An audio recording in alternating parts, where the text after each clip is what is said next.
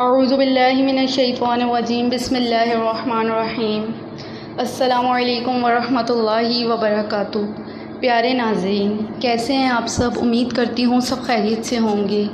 جیسا کہ ہم ایک بہت ہی خوبصورت واقعہ بیان کرنے جا رہے ہیں جو حضرت آدم علیہ السلام اور ہرنوں کا ہے۔ بیان کرنے سے پہلے میری آپ سب سے ایک گزارش ہے کہ اگر آپ میرے چینل پر نئے ہیں تو میرے چینل کو لائک کریں، شیئر کریں، سبسکرائب کریں اور بیل آئیکن کو دبا لیں تاکہ ہر نئی ویڈیو آپ کو ملتی رہے۔ حضرت آدم علیہ السلام اور ہرنوں کا واقعہ بیان کیا جاتا ہے۔ جب حضرت آدم علیہ السلام زمین پر تشریف لائے تو زمین پر موجود مختلف جانور ان سے ملنے اور سلام کرنے آئے۔ آپ نے ہر جانور کو اس کی حیثیت کے مطابق دعا دی۔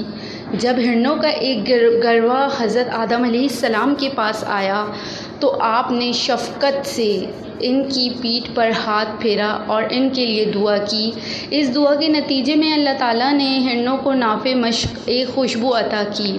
جب یہ ہرن اپنے گروہ میں واپس گئے تو دوسرے ہرنوں نے محسوس کیا کہ ان سے ایک عجیب اور خوشبودار مہک آ رہی ہے۔ انہوں نے پوچھا کہ یہ خوشبو کہاں سے آئی؟ ہرنوں نے جواب دیا کہ ہم اللہ کے بندے حضرت آدم علیہ السلام سے ملنے گئے تھے۔ انہوں نے ہم پر شفقت سے ہاتھ پھیرا اور ہمارے لیے دعا کی جس کی برکت سے ہمیں یہ خوشبو ملی۔ جب اللہ تعالیٰ نے ہرنوں کے لیے گروہ کو نافع مشک خوشبو عطا کی تو دوسرے ہرنوں نے اس خوشبو کو محسوس کیا اور پوچھا کہ یہ خوشبو کہاں سے آئی؟ پہلے گروہ نے بتایا کہ ہم حضرت آدم علیہ السلام سے ملنے گئے تھے۔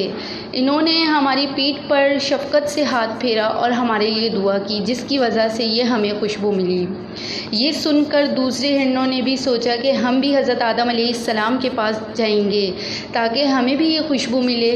وہ بھی حضرت آدم علیہ السلام کے پاس گئے، ان کو سلام کیا اور حضرت آدم علیہ السلام نے ان کی پیٹھ پر ہاتھ پھیرا اور دعا کی مگر ان میں وہ خوشبو پیدا نہ ہوئی۔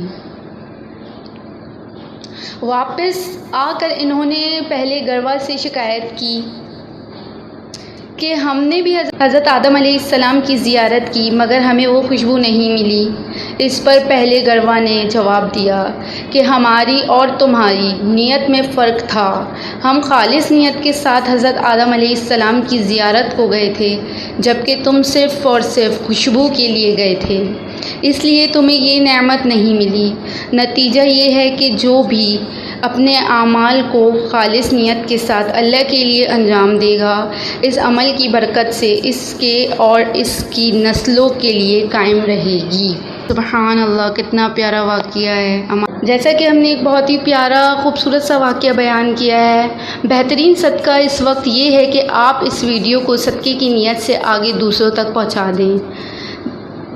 اگر آپ کو میری ویڈیو پسند آتی ہے تو آپ میری ویڈیو کو لائک، شیئر، کمنٹ اور سبسکرائب کرنا نہ بھولیں۔ جزاک اللہ۔